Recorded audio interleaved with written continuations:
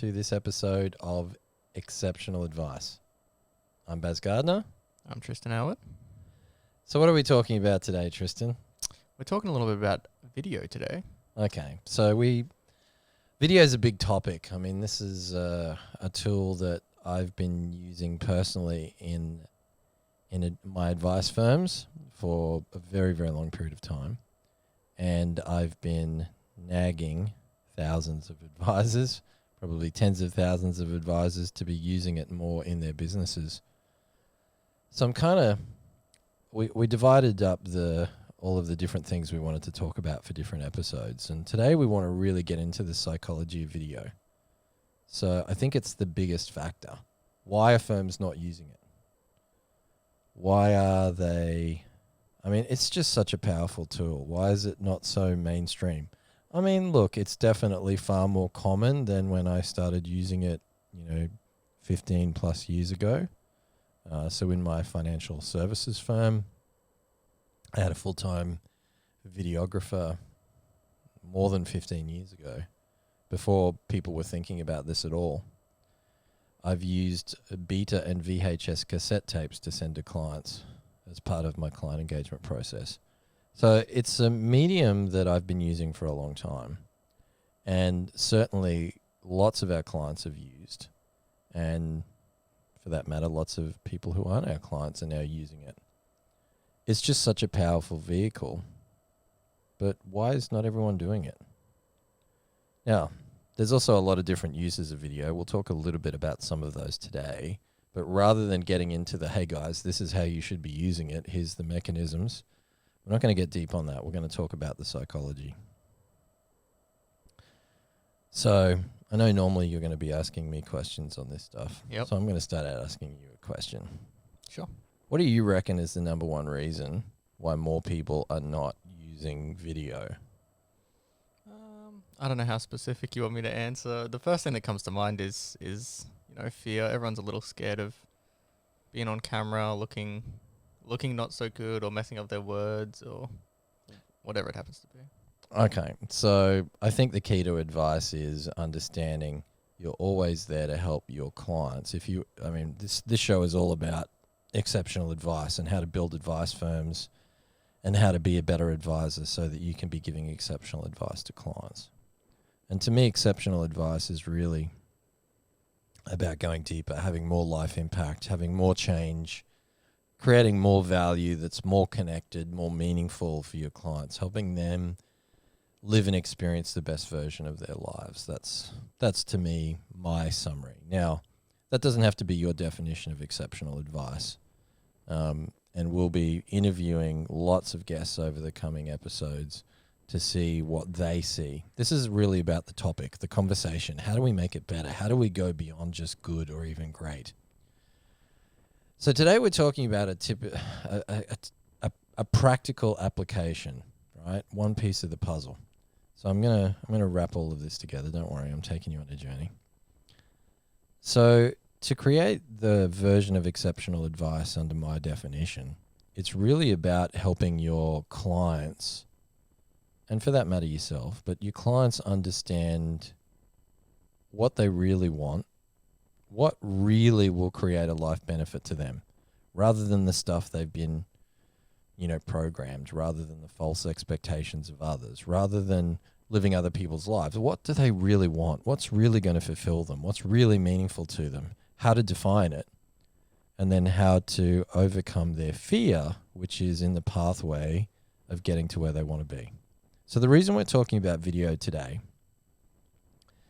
is because my job's to do that, or our job is to do that for other advisors. So what they do for their clients, whether they're accountants or financial advisors or lawyers or coaches or consultants or whatever your denomination, to help them do those things, our job is to do that for other advisors. And whenever I sit down, and I've had this conversation, and you've sat in on hundreds of these conversations, whenever I sit down with people, I'm always trying to get, well, where are you now? Where do you really want to be? Really. And then what steps are you going to take to get there? Now, if we're narrowing that down to the element that's about an advisor growing their business, developing their career, having more impact for clients, all of the stuff that there's a commonality between when we sit down with other advisors. Almost universally, one of my answers would be, if you were using video more effectively, you'd have more of what you want. You'd reach more people, you'd get your message across more, you'd have more referrals, you would have less time talking about the same things with clients, because video isn't just about social media and, messaging or marketing. It's about communicating at scale. You would be more in contact with your clients. They would feel like they knew you more. They'd be closer to you. You'd have less client attrition, less fee sensitivity, stronger relationships. All of the things that are at the core of running a great advice firm.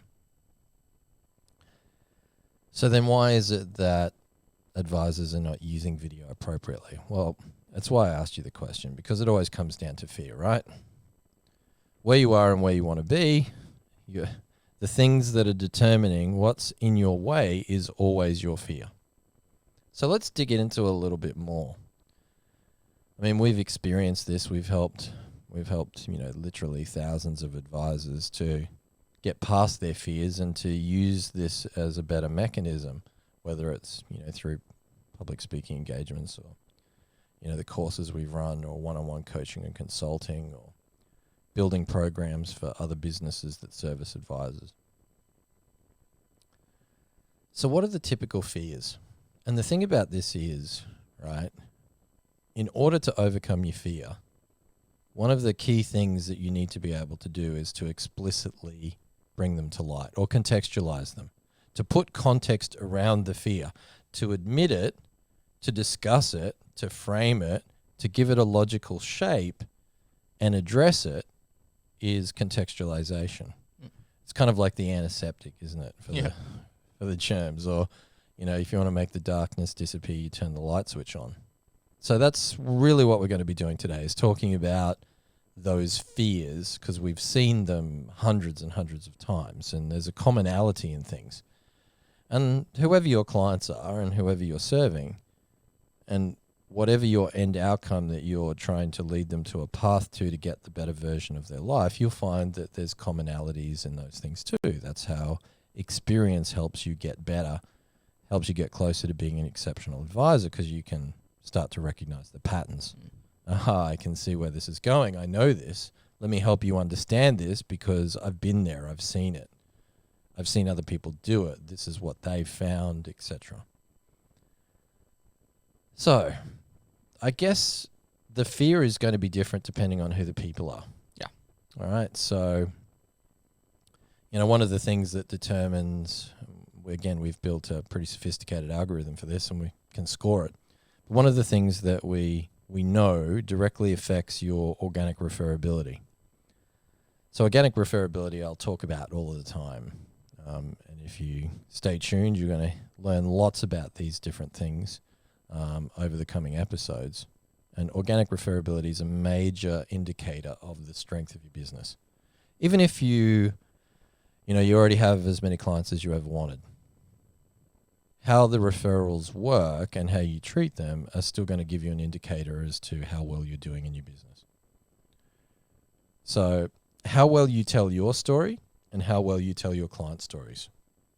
Okay, two very, very powerful tools, whether it's on your website or your LinkedIn profiles or your YouTube channel or whatever. Video is undoubtedly the best way that you can tell your story and tell your client stories, other than in person. Obviously, that's always the gold standard, right? So why do firms not get their clients telling their stories? Why do they not get them on video? Why do they not get their team members on video? Probably for the same reason they don't want to be on video.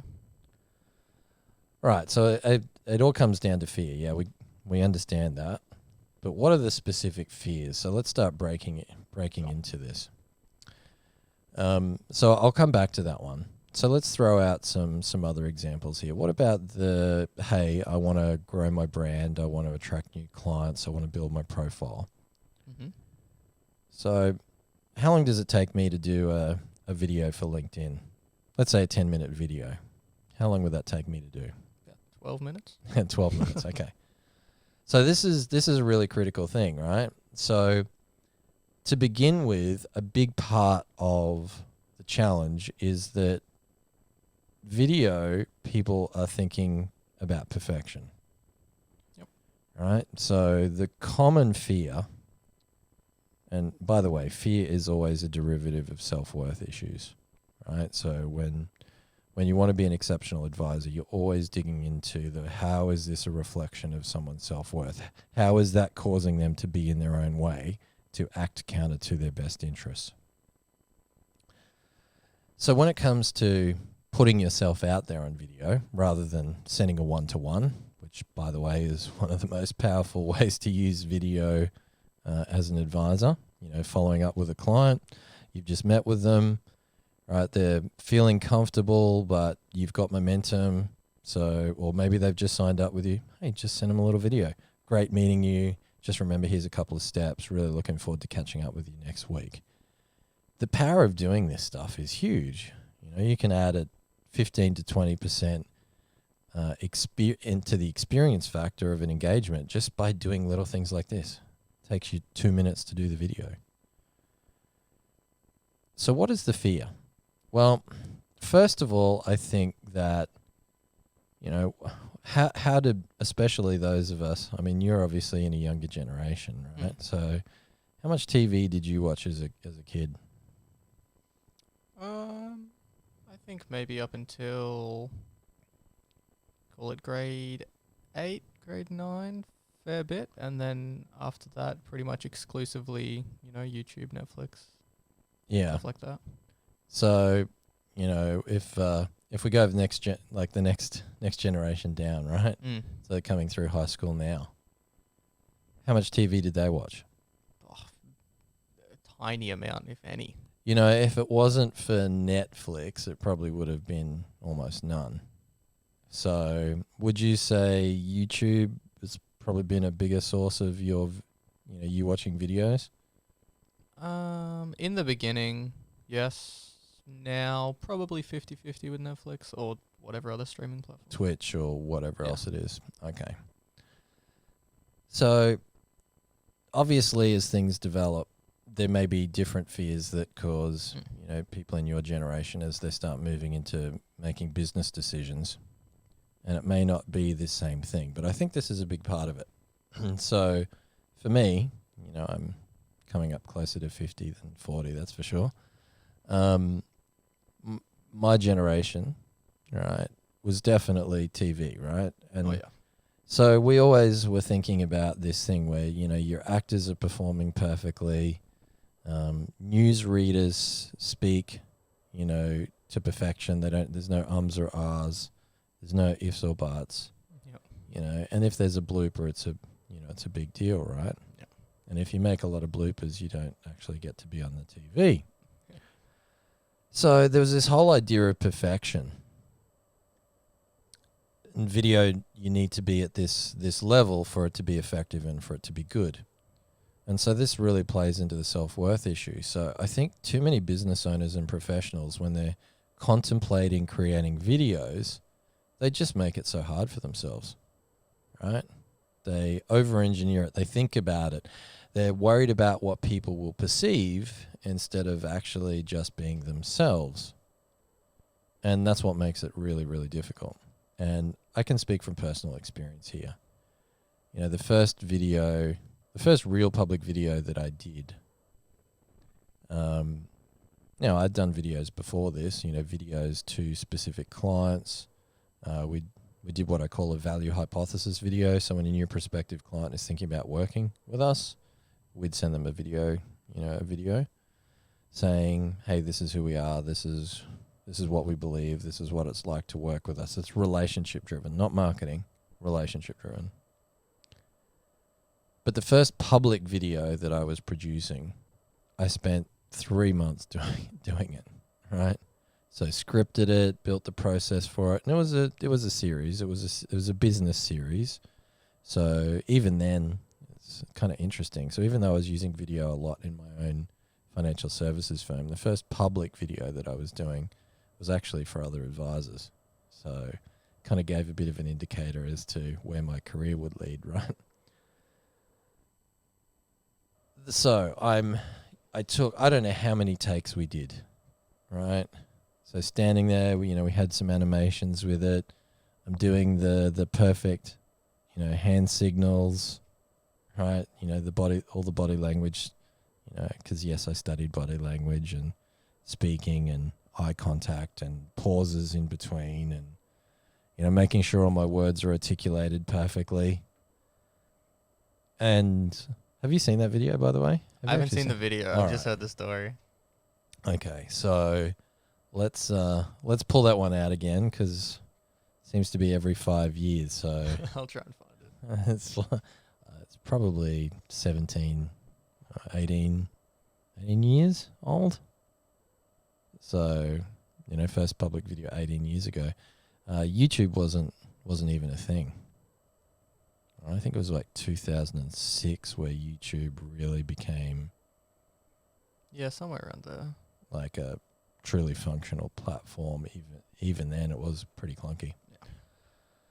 So anyway, took me all this time to prepare it, and we'll have to pull it out because you'll get a laugh, because it is hilarious.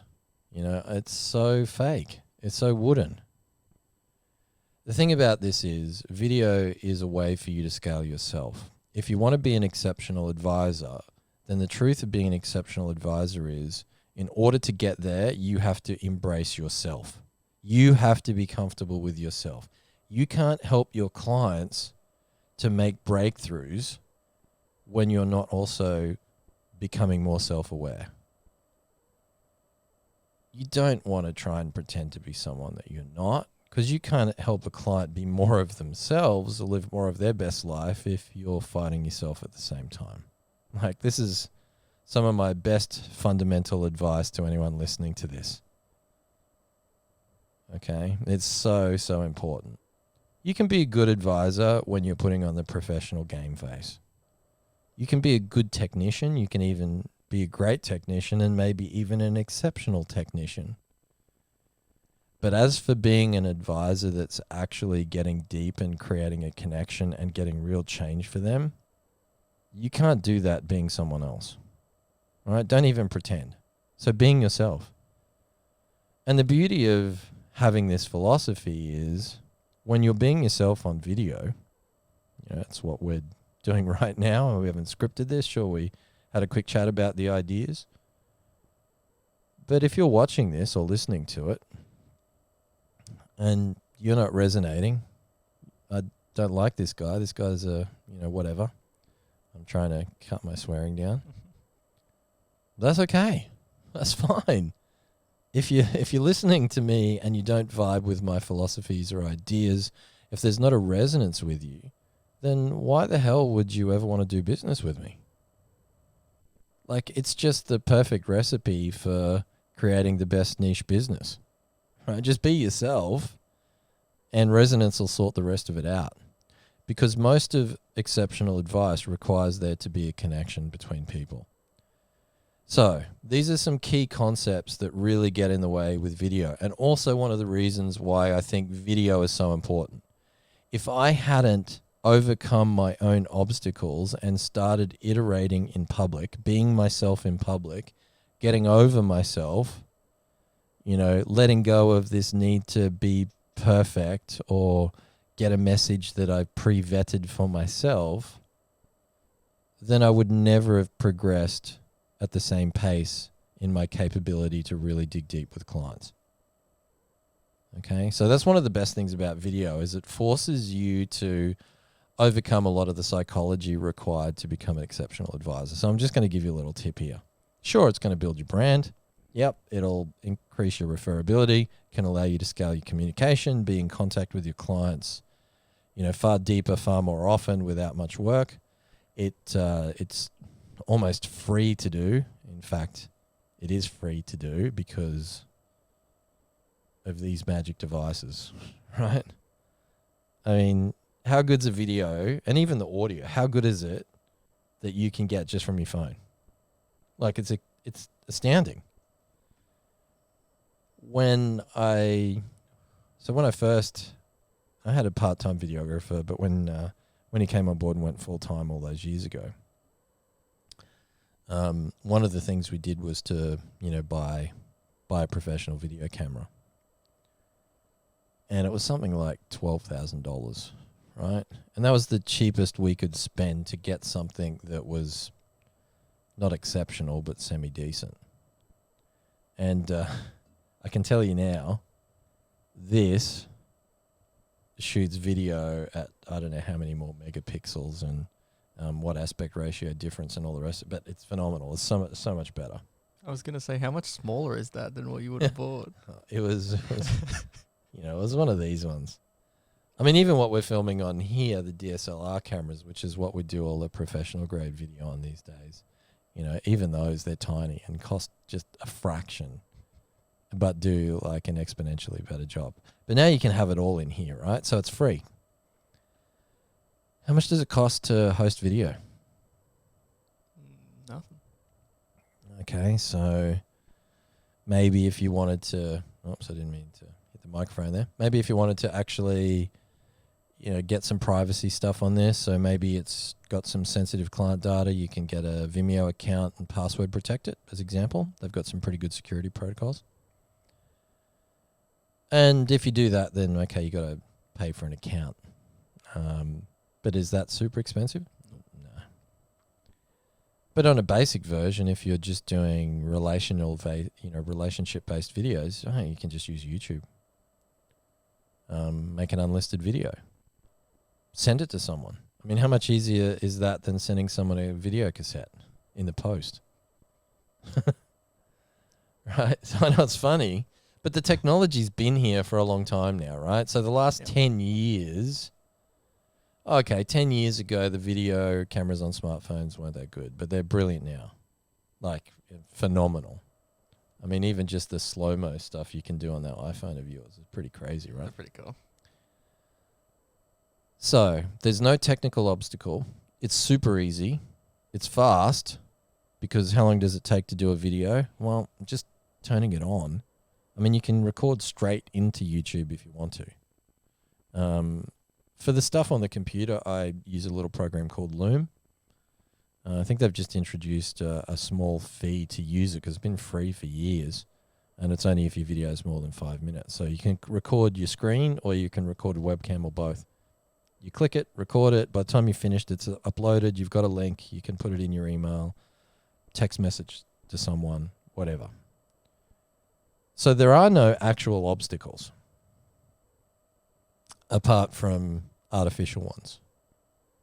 So overthinking things and the need for perfection is a big one, right? So what happens when you're thinking about doing a video?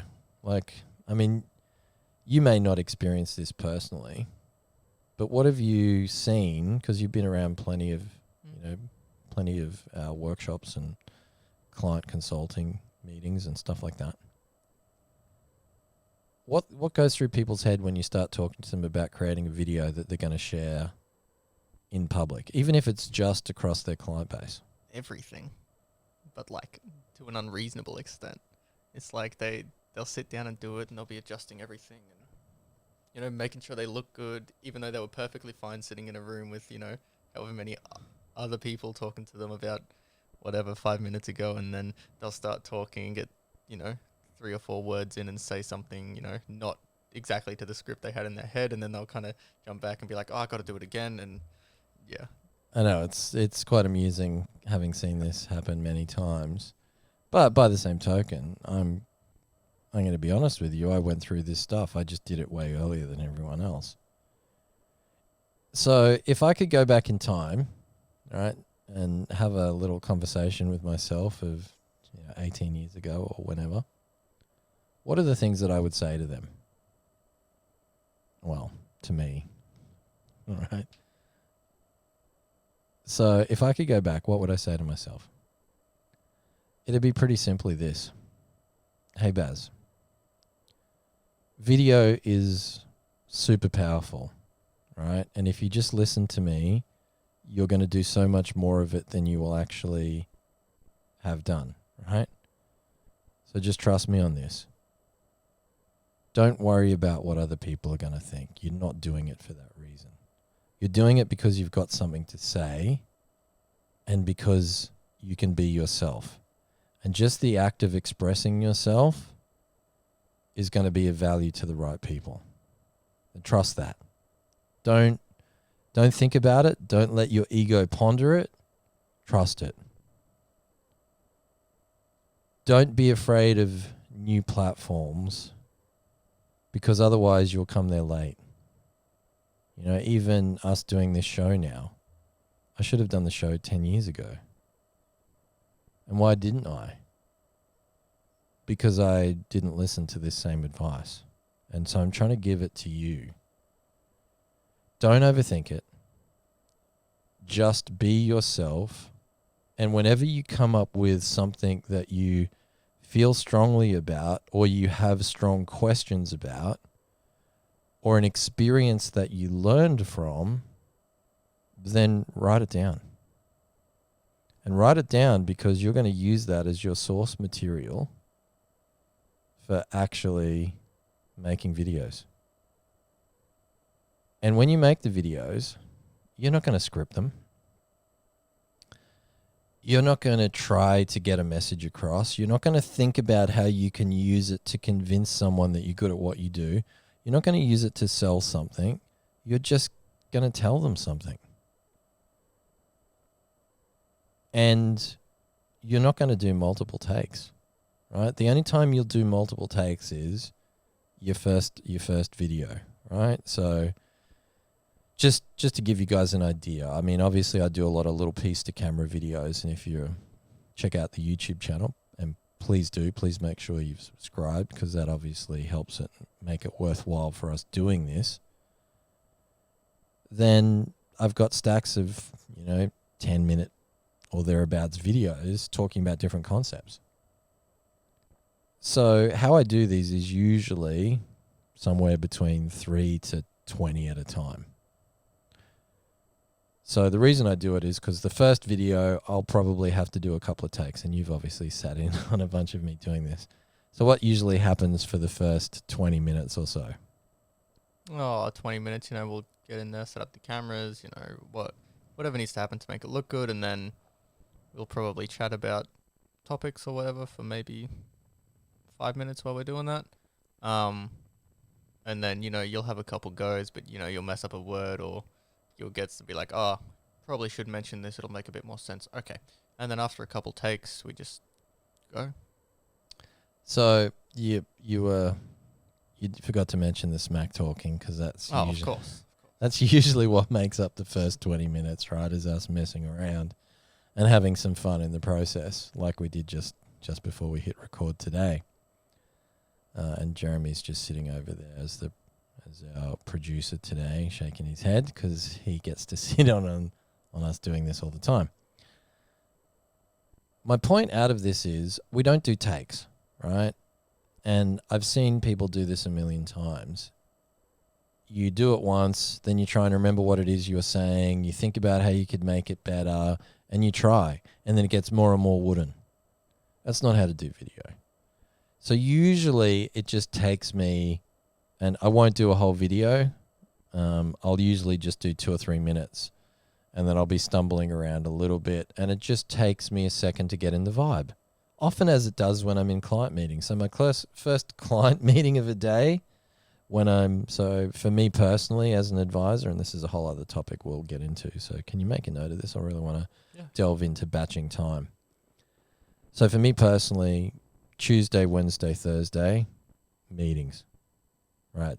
That's what I'm doing. That's where my greatest value is in talking to people. So I'm doing workshops, I'm speaking to people directly, meetings. So, even the first meeting of a day, it'll usually take me a little bit of warming up. But once I've done that, here's my golden rule for creating piece-to-camera videos. So piece-to-camera simply means you're looking down the barrel of the camera and you're speaking to the person behind the camera, as opposed to doing an interview, which is like fly on the wall. They're two different styles, and you generally don't want to cross the two together. So when I'm doing that, just start speaking. Pick a topic. Don't try and engineer it.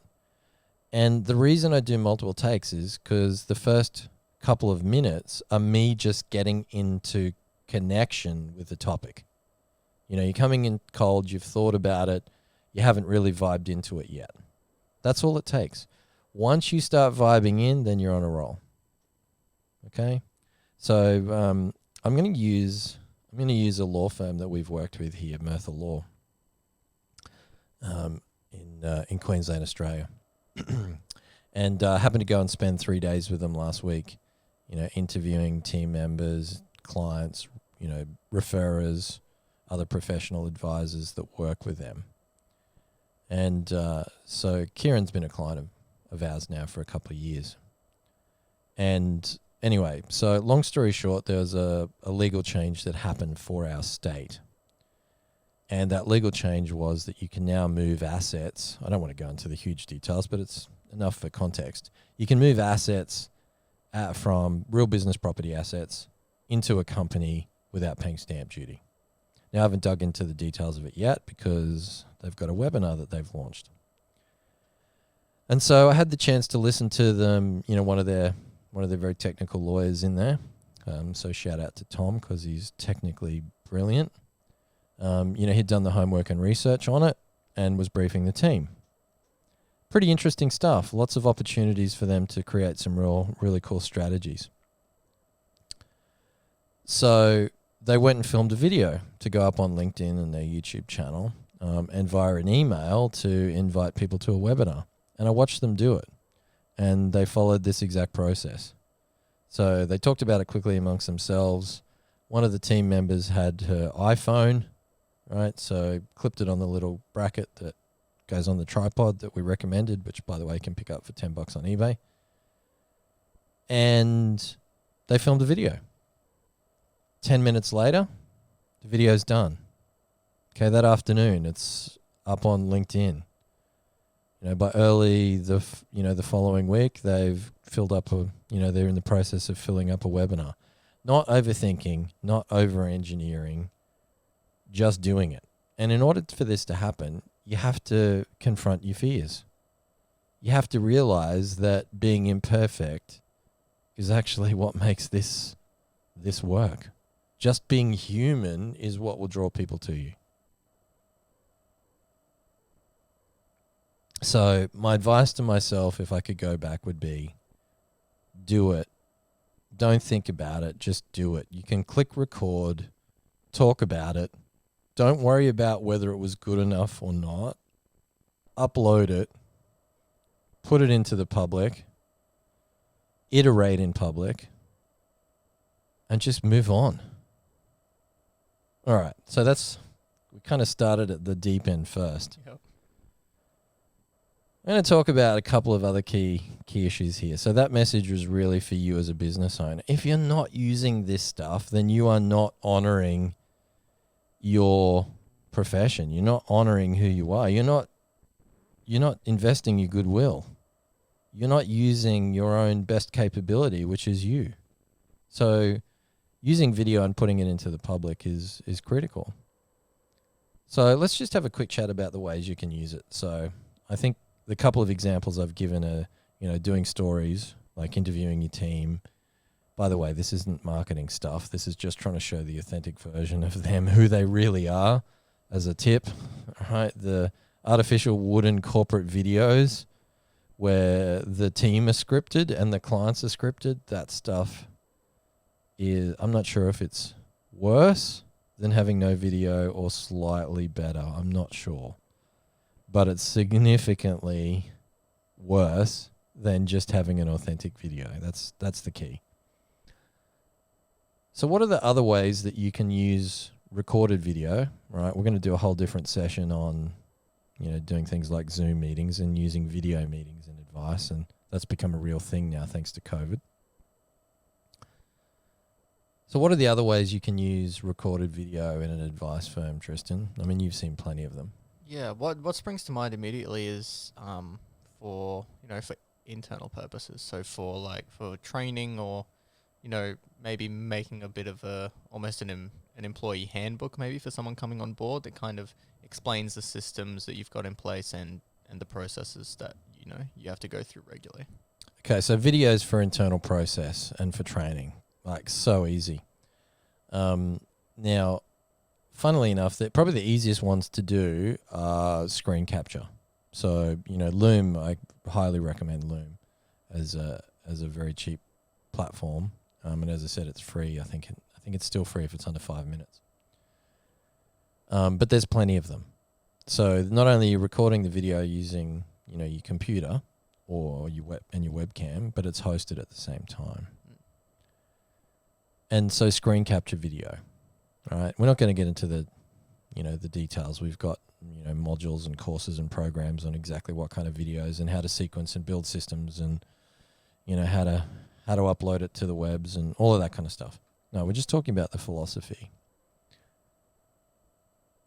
So when I first was doing this, it was training new advisors, or training people that were coming in to become advisors. So they were either paraplanners, so they were doing the technical parts behind the scenes, or associate advisors, or for that matter, even, senior advisors that I recruited and brought into the business that I wanted to educate in our philosophy or the way we, ran client engagement.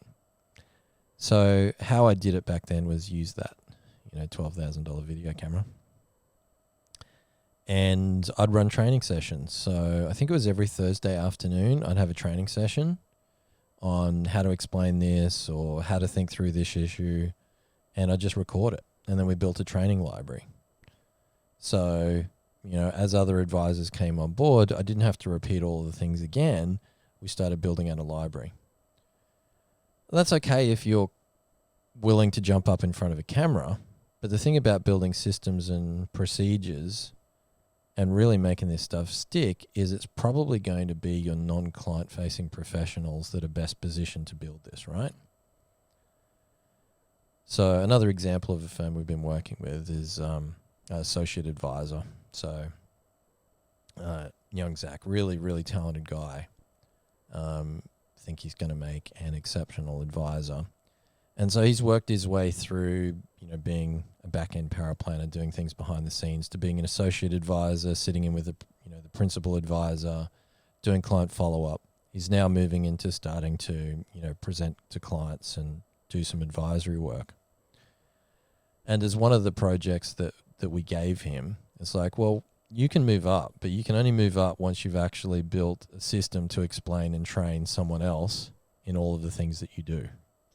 Okay, so he went and created Loom videos.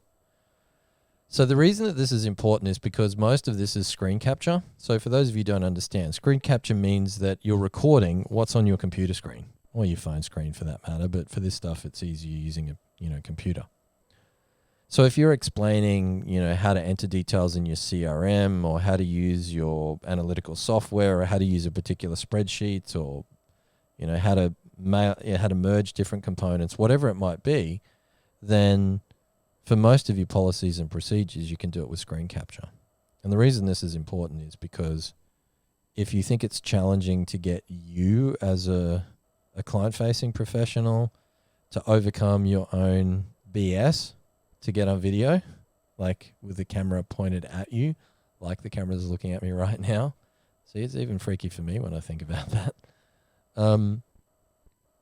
Then it's so much harder to get your admin team, your non-client facing team to jump on video. But it's much easier to get them to do it when they're not actually going to be seen. It's just the psychology of it. So building systems and procedures. And if you want to scale, a business, by the way, have you read the E-Myth? I don't think so. Okay. So I'm going to recommend you pick up that book. Okay. I'm sure a lot of our listeners and viewers will have read the E-Myth, Michael Gerber. So it's just about building systems to enable you to scale, and your policies and procedures. This is such a basic one, but honestly, it's so easy to do this. Your team member can just sit there and explain it like, as if they had someone right next to them that they were showing how to do it. It doesn't have to be perfect. They don't need to script it. They don't need to engineer it because it's an internal training video. Click record, done, it's uploaded. It's now in your systems and procedures. If one person leaves, you can bring someone on and you've got them up to speed a lot quicker. But it's not always easy getting people to be willing to do this stuff either. So, we won't delve into all of the mechanics of accountability and these kind of things. We're just primarily talking about the fears that you will encounter. And funnily enough, a lot of your team will be very reluctant to be on video. So, quite often I'll go into an accounting firm, maybe we're helping them get set up to, really, really take their referability and their digital profile to a new level. So, we're interviewing their team and clients and etc. to be on video. But it's quite funny when you've got, the videographer going around the office getting B-roll, which is just background footage. And the idea of B-roll is it's just background clips, right? So you've got the key footage, and then in between someone speaking, you have B-roll in the background, illustrating the topic. Yeah, we're a really friendly office. I love coming to work and, the fact that everyone can have a laugh. And then in the background is a video clip of people having a laugh in the office. Anyway, I just wanted to take the chance to explain B-roll.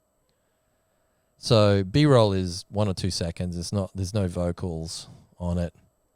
And so you can brief the team. But it's quite funny in a lot of offices, and videographer be moving the camera around, and it's almost like people diving out of the way because they don't want to be on camera. It's always amusing to see how people react when there's a camera in front of them. Is that you? And that's a question for you. Because it's pretty easy for you to sit back and go, well, I don't want to do video, but I want to have a better firm. I want to have more connection with clients. I want to grow. Well, why not do the thing that's so super simple? It's almost free. It's a piece of cake, and it just leverages everything. So what else can you use video for in an advisory business? So we talked a little about the internal stuff. You can also go and use it for maybe not so serious client communications. So maybe just, catching up after a meeting.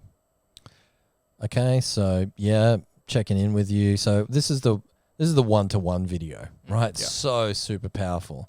If you really, really want to leverage your engagement and be more successful at it, then introduce more human touch points. So it could be a value hypothesis video, which is, hey, before you meet for the first time, here's what you want to know about us. You could send that to all prospective clients before they come in. It could be what we call a mental smoothie, which is avoiding cognitive dissonance, so setting expectations for people. So, for example, if they're coming to your office, send them a video that shows them where to go and how to get there. Huge benefit in this stuff, right? I'm not going to take the time to dig into all of the mechanics of why this works and the impact it has. I want to talk about the principles behind why you may not do it. So we need to talk a little bit about what you can use it for that to happen. I've said this at conferences and events. I've probably told 30,000 people to do a how to get to your office video, right? Out of those 30,000, how many have done them? I don't know, a couple hundred maybe?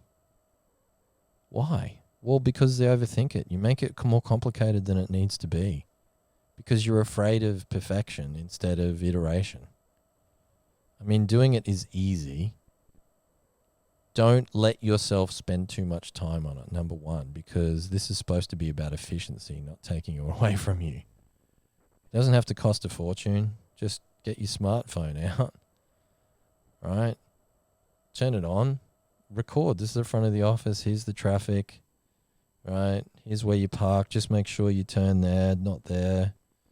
Doesn't matter if it's moving around a little bit. It's fine. That's at least 1,000% better than what you've got if you're not doing one. This is where you go in reception. Here's what you do. Here's what the front desk looks like. You get the idea, right? It's mental smoothies. And there's a zillion ways you can do this to create a much better client engagement experience. What about COVID? All right. So most advisors have been impacted by COVID. So as we're filming this, we're in kind of late October 2020, just for context.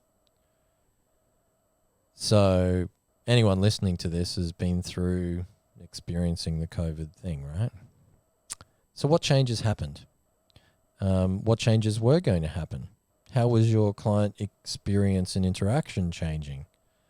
Most advisors went from doing face-to-face meetings to not being able to, at least for a period of time, in most places in the world, right? Yeah. And in some places for a very extended period of time. So going back to February, what was I saying to advisors within our network to do? Can you remember? I don't know if this is what you're after, but I do remember us having quite a few conversations about, setting the expectations with your clients that, things might be moving that way, to video, but also to use it as a chance to make it more a part of the norm rather than constantly having in-person meetings, substituting in those. Yeah, I Zoom mean, or whatever that's a very good point. And that is, COVID's kind of been a golden pass for advice firms. And I'll come back and touch on that because you made such a good point. I think that deserves a conversation all of its own. So one of the things I was saying was, all right, look, here's what's going to happen. Your clients are going to be nervous. So primarily financial advisors and accountants, right? But same goes for coaches and consultants. When people are in a period of change and you're an advisor, so you're their advisor, then you want to be in contact with them less often or more often? More, absolutely, right? So the more you can be in front of them during these times, the better off and the more scalable your business is. So a simple way to do it is just make videos for your client base. Keep them in the loop. So accountants, for example, I mean, they've been super busy in Australia, and I'm sure they have been in just about every country in the world. One of the things I said early, right, going back to February, is to my clients, all right, here's the things you're going to need to be aware of. First of all, there'll be a toilet paper shortage soon. People thought I was nuts. That was an easy one to predict, but I won't get into that now.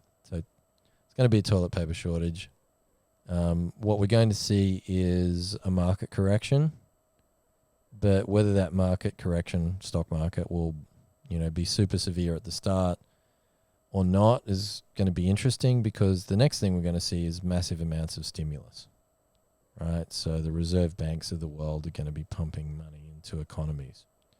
So we're going to see tax cuts and, all kinds of stuff to try and incentivize the economy. And that's going to go in line with rolling lockdowns. And how long those rolling lockdowns go will depend on just simply what the actual data comes in at, because at the time we didn't know how dangerous this thing would be. Anyway, so what do you need to do? Well, make videos for your clients. Jump on there. So for accountants, there's been incentives, tax changes. I mean, we've had multiple rounds of things in our country like, JobKeeper. And there's different calculations, there's application periods, there's loans, there's all kinds of stuff. And how many businesses want to know whether they're eligible? Well, pretty much all of them. It's about everyone. Right? So, you take your normal year and then you add this on, how much more workload have you got? Loads. So one of the best tools that accountants, certainly my clients, were using was to communicate all of their changes and their perspectives on it and where they were at in working on it on video to their client base. Reduce the number of questions they get, keep your clients in the loop, reduce the number of contact points that you're having because you're managing expectations better, educate your client base better around what they need to be doing in order to make the job easier for you to get them where they need to be. Massive, massive, massive difference. And the firms that did that were able to significantly scale how quickly they could create value to clients. And of course, that creates lots of opportunities itself. For the financial advisors, your clients are going to be nervous. Markets are going to get wonky. So what do you need to be doing? Communicate with your clients. Can you call every single one of them twice a week? You can try. You could. That wouldn't be a very effective tool. So make videos. So for the initial 2 to 3 months, we were saying to all of our clients, look, you want to be in front of your clients at least twice a week, make 2 videos a week. And then as COVID was starting to, people getting over it, drop it to 1 a week. And now it's probably more like once a month, unless you're in the accounting profession. And so as much as you need to keep up with any of the, changes that you want to communicate with your clients. So the key uses of video: building brand, service efficiency, one-to-one, so client engagement, scaling your individual connection, and then scaling your communication across your client base and enhancing your overall client base engagement. So powerful. Yet what are you going to have to do in order to use it? Get your head around it. So the thing about this is also, let's say I'm sure many of you are in multi-advisor firms, right? So maybe there's multiple employed advisors, maybe there's multiple partners, directors, senior advisors, whatever, partners, whatever your business structure is. So a question I get a lot is, well, I'm only one partner, so how do I do this? Well, just start doing it individually with your clients, right? You need to create change through actually creating change. And sometimes the best way to do that is with yourself first. And I would say someone needs to be the leader of change. So if you haven't made video stick within your business, then if you're the one listening to this, guess whose job it is? It's yours. So start with yourself. If you're in a restrictive environment where maybe it's a stepping stone on your career, then make video that's got nothing to do with, with that job. Make video to put on your social media profiles so you practice being yourself at scale. Okay? So what do you reckon? Have we kind of covered the main issues? I think there's a bunch more that we could potentially dig into. So first of all, the need to be perfect. Yeah, that's a big one. What's the other thing if we're talking about,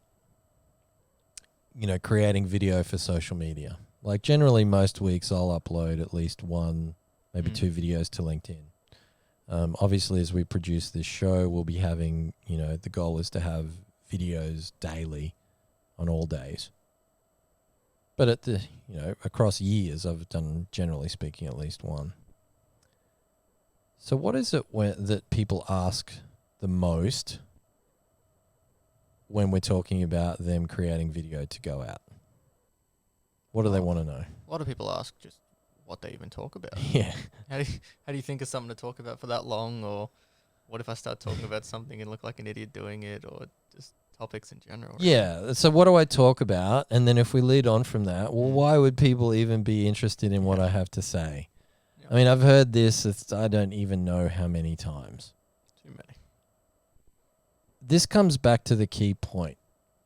And, I was once asked, and I'm sure I'll tell this story 1,000 times across all the different episodes because it's kind of at the heart of my view of being an exceptional advisor. So I was at a public speaking event that I was doing, and before I was getting up in front of, I don't know, there was wasn't a massive one, maybe 500 or 600 people. And someone said to me, "Hey Baz, so I can tweet it, what's your one-liner for the secret for your success?" Well, success to me is being an exceptional advisor, just so you understand. That gives context as to why I answered this way.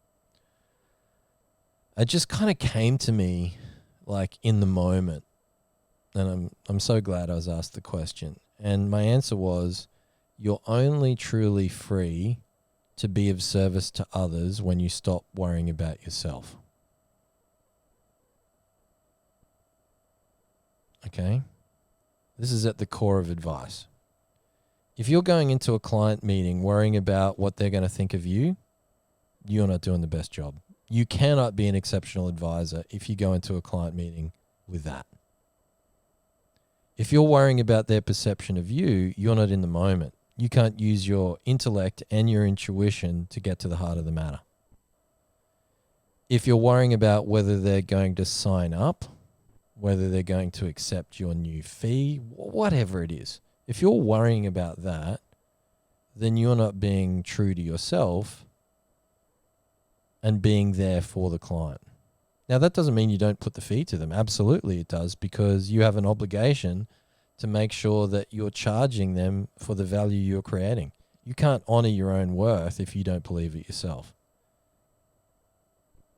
But that's not the same thing. The reason you're charging them is for their benefit.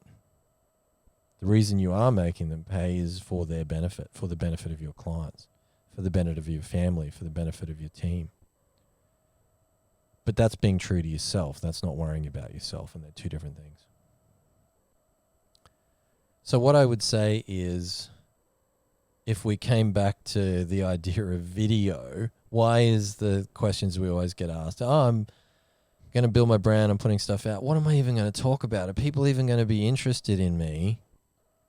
You're not doing it for that. If you're thinking about that, then you're in the wrong mindset. Okay, the reason that you're going to do video isn't to get a new client. Now, that may be an end outcome, and it will be if you trust the process.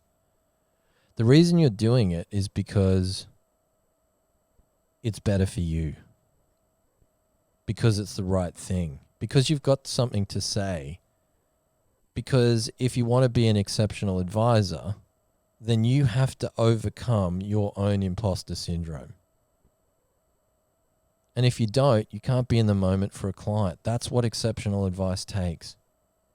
When you're moving outside of logic and into intuition, you can only do that when you're there being in the moment.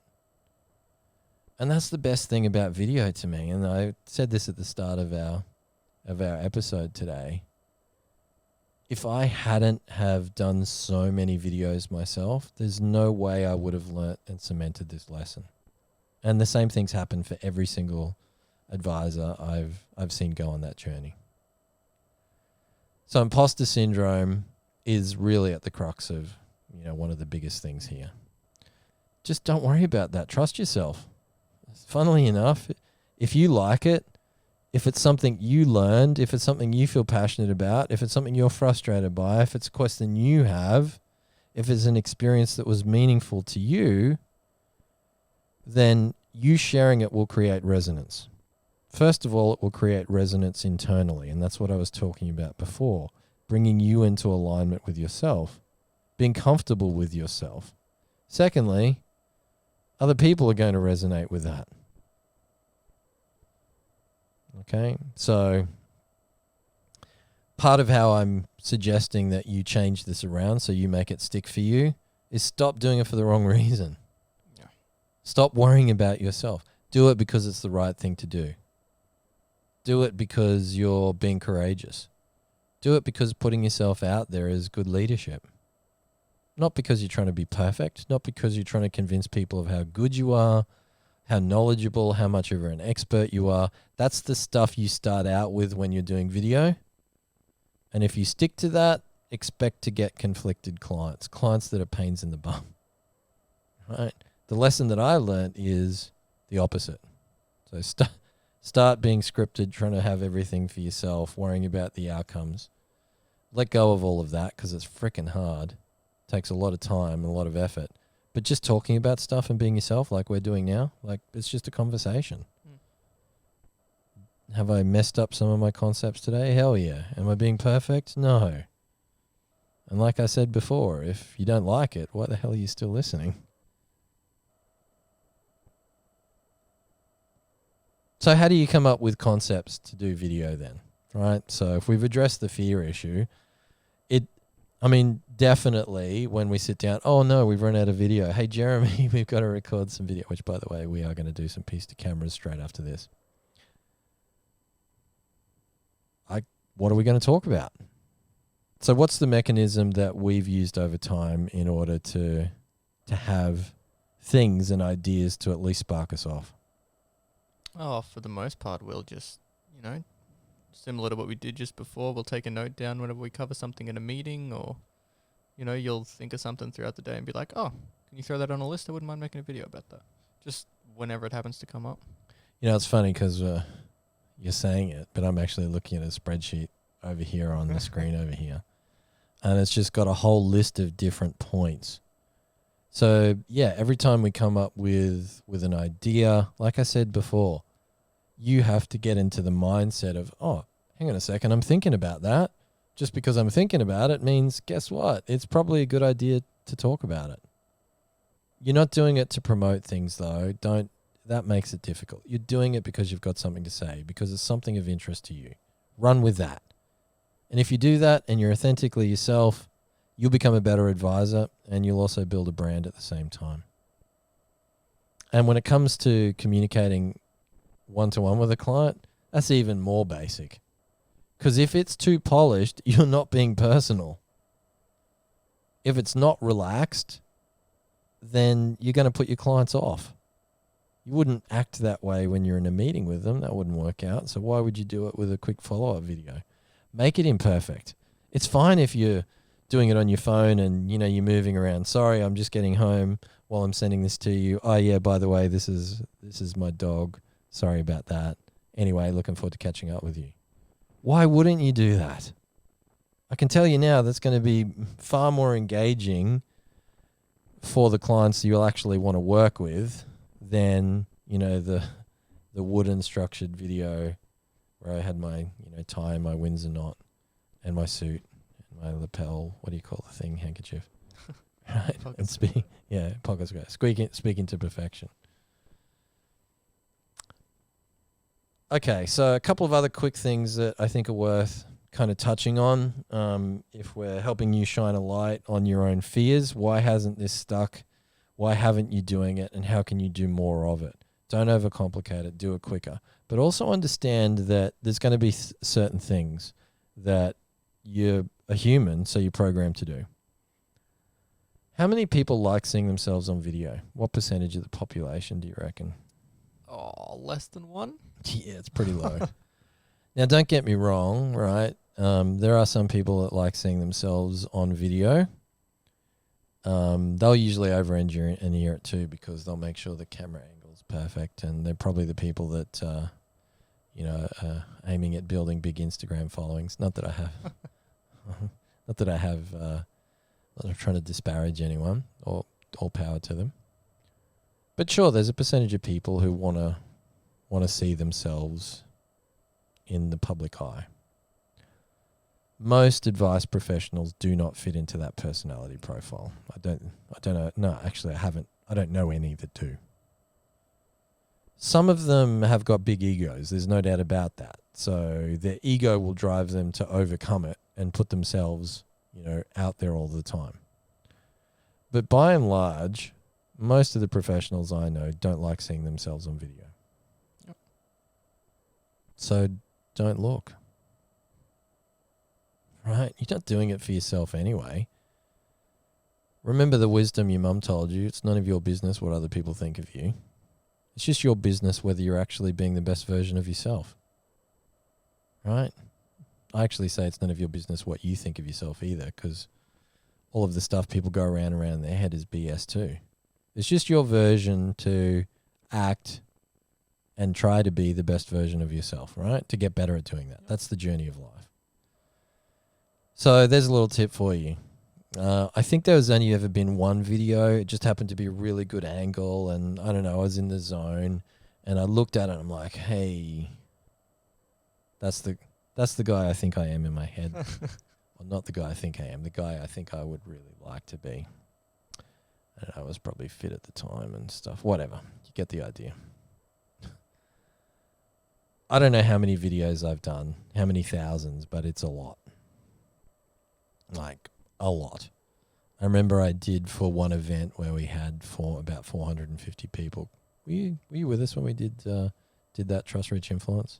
I think that might have been my first one. Yeah. So it was one event where we had about 450 people coming to it. It was an event called Trust, Reach and Influence. And so everyone that bought a ticket, I did an individual video for before they came along. So 450 videos.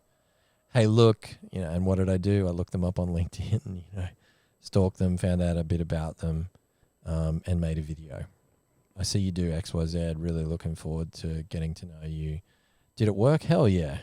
I was, in terms of number of people that actually engaged in us to do work with, it was our most successful ever.